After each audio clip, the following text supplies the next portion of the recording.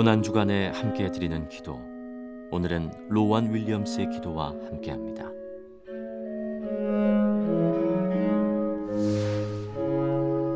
주 예수여, 교회에서 쓰는 말들 뒤에 숨지 않도록 우리를 도우소서.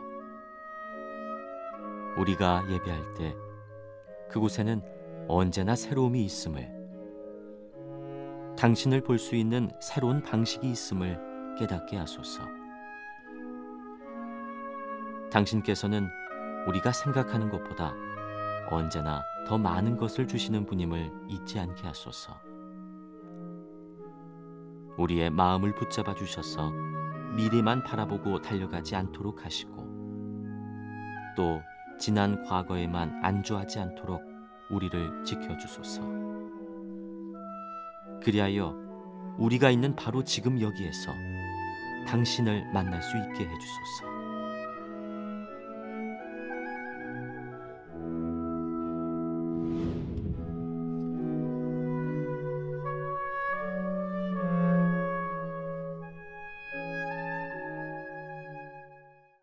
다 같이 사도신경 고백하심으로 고난주간 가정 저녁 기도의 6째 날, 마지막 날을 하나님 앞에 올려드리도록 하겠습니다. 나는 전능하신 아버지 하나님, 천지의 창조주를 믿습니다. 나는 그의 유일하신 아들 우리 주 예수 그리스도를 믿습니다. 그는 성령으로 잉태되어 동정녀 마리아에게서 나시고 본디오 빌라도에게 고난을 받아 십자가에 못 박혀 죽으시고 장사된 지 사흘 만에 죽은 자 가운데서 다시 살아나셨으며 하늘에 오르시어 전능하신 아버지 하나님 우편에 앉아 계시다가 거기로부터 살아있는 자와 죽은 자를 심판하러 오십니다. 나는 성령을 믿으며 거룩한 공교회와 성도의 교제와 죄를 용서받는 것과 몸의 부활과 영생을 믿습니다. 아멘. 다 같이 찬송가 149장을 부르겠습니다.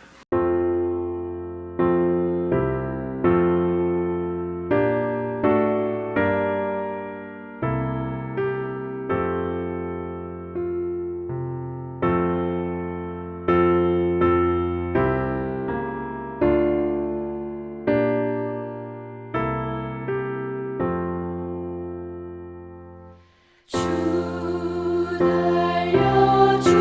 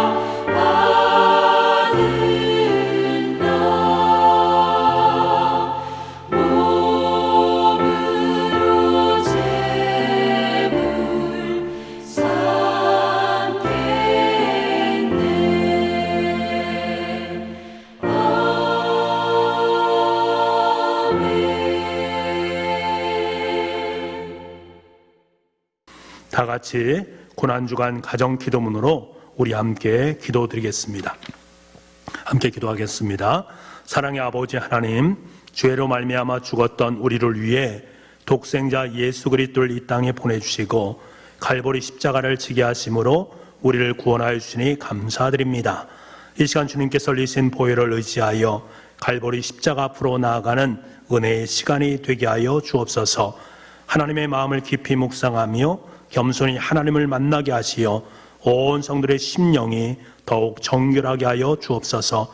고난주간 가정 특별 기도회 동안 헛된 욕심을 버리게 하시고 마음이 새롭게 되어 하늘의 소망을 바라보게 하여 주옵소서.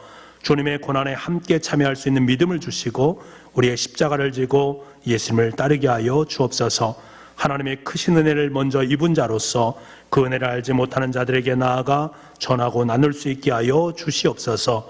그래야 날마다 주의 백성들이 더해지는 은혜와 역사가 있게 하여 주시옵소서. 영혼의 양식으로 우리를 먹이실 목사님을 위해 갑절의 영감을 더하여 주시옵소서. 선포되는 말씀이 우리의 마음판에 새겨지게 하시고 오직 예수님의 십자가만을 자랑하게 하여 주시옵소서. 구원이요 소망이신 예수 그리스도의 이름으로 기도드립니다. 아멘. 오늘 우리에게 허락하신 하나님 말씀은 에베소서 2장 1절 말씀입니다. 신약성경 311쪽에 있습니다. 그는 허물과 죄로 죽었던 너희를 살리셨도다. 아멘.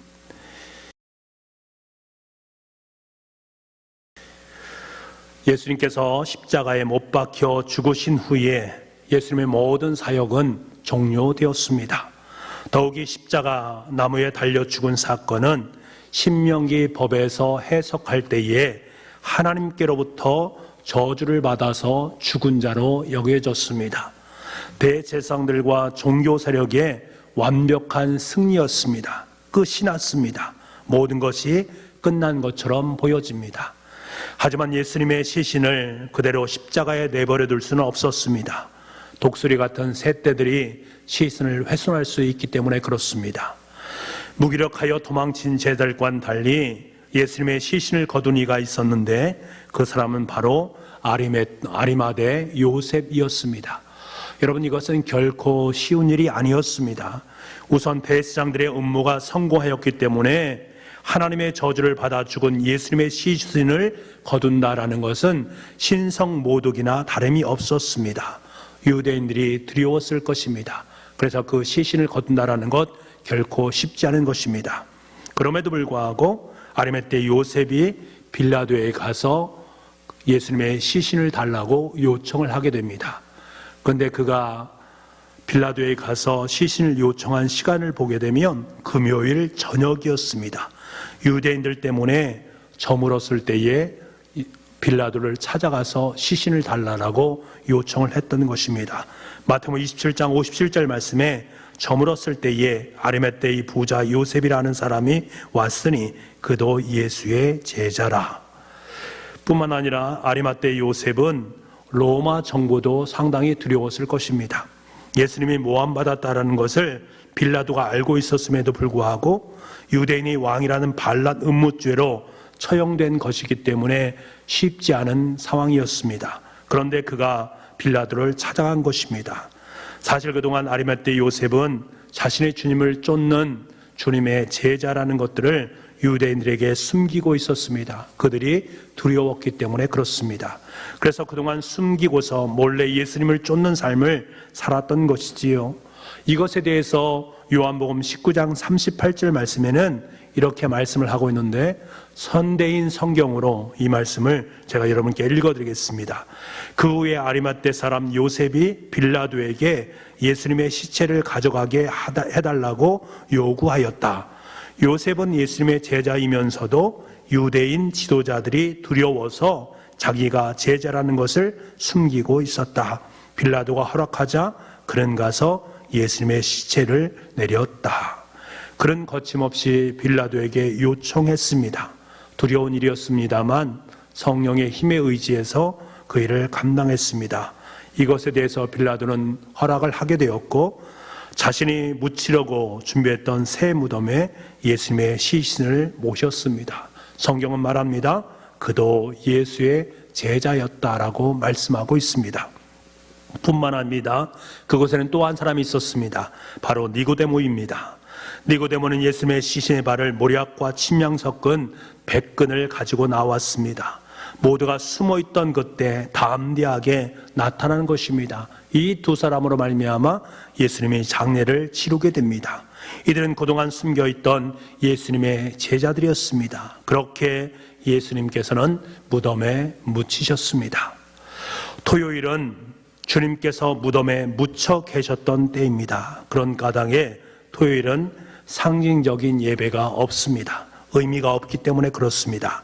우리가 드릴 예배의 대상인 예수님께서 무덤에 계시기 때문입니다.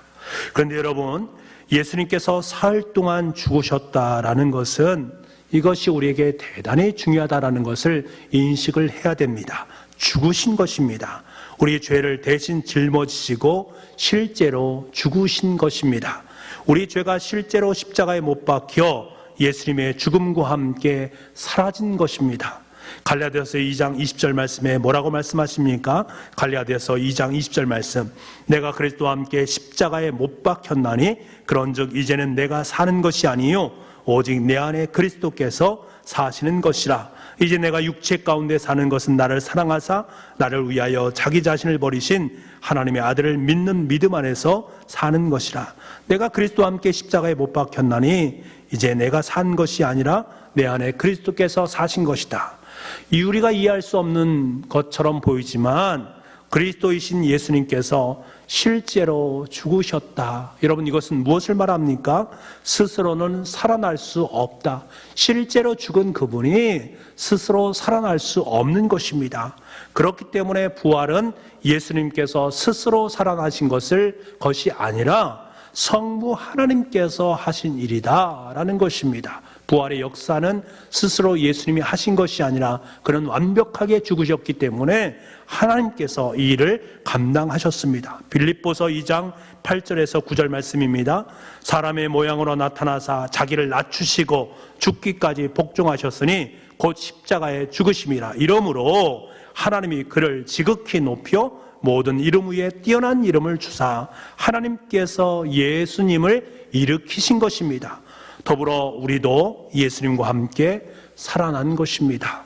왜냐하면 예수님은 진실로 죽으셨기 때문입니다. 우리 죄가 진실로 사함을 받았다라는 확증이기도 합니다. 이 사실에 대해서 사도 바울은 에베소서 2장 4절부터 6절까지 말씀해서 이렇게 말합니다. 긍휼이 풍성하신 하나님이 우리를 사랑하신 그 큰 사랑을 인하여 허물로 죽은 우리를 그리스도와 함께 살리셨고 너희는 은혜로 구원을 받은 것이라.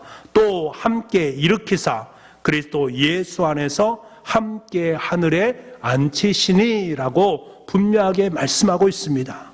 사랑하는 성도 여러분, 주님께서 나를 위해 죽으실 때 나도 같이 죽었다라는 사실을 인정할 수 있어야 됩니다. 주님께서 실제로 무덤에 묻히실 때 우리의 죄와 허물도 함께 무덤에 묻혔다라는 사실입니다. 주님께서 죽으시고 무덤 속으로 들어가실 때 나도 함께 들어갔다라는 것입니다. 그리고 사흘 만에 예수님께서 부활하실 때 나도 주님과 함께 부활의 존재로 드러나게 되었다라는 사실을 성경은 우리에게 말씀하고 있는 것입니다. 여러분, 이것을 진실로 믿을 수 있어야 됩니다. 이 사실을 믿는 것이 무덤 속에 계신 죽으신 주님의 죽음의 의미다라는 것입니다. 주님께서 완전하게 죽으심으로 우리도 완전히 죽었고 주님께서 완벽하게 부활하심으로 우리도 완벽하게 부활했다. 이것을 하나님께서 우리에게 주신 아름다운 선물이 은혜다라는 것을 우리는 깨닫고 이 예수님의 죽음 앞에 겸손하게 설 수 있는 저와 여러분 될 수 있기를 간절히 소망합니다. 그리고 내일 새벽에 주님께서 우리를 위해서 부활하신 놀라운 부활의 역사에 함께 동참하고 우리 또한 부활의 사람으로 이 땅을 부활의 능력으로 살아갈 수 있는 저와 여러분의 삶이 될 수 있기를 간절히 소망합니다. 우리 함께 기도하기를 원합니다. 우리 기도할 때에 이렇게 기도할 수 있기를 원합니다. 아버지 하나님, 주님께서 나와 함께 죽으셨고 나와 함께 무덤에 들어가셨고 나와 함께 부활하셨다라는 이 사실을 믿음으로 고백할 수 있게 하여 주옵소서. 내일 새벽 부활하신 주님을 기대하면서 잠자리에 들게 하시고 부활의 아침에 감사의 기도를 드릴 수 있는, 그래서 부활의 능력에 함께 동참하며 살아갈 수 있는 우리 모두가 될 수 있도록 주님 역사하여 주옵소서. 우리 간절한 마음으로 함께 주님께 기도를 드리겠습니다. 음악에 맞춰서 우리 함께 기도하겠습니다. 함께 기도하겠습니다.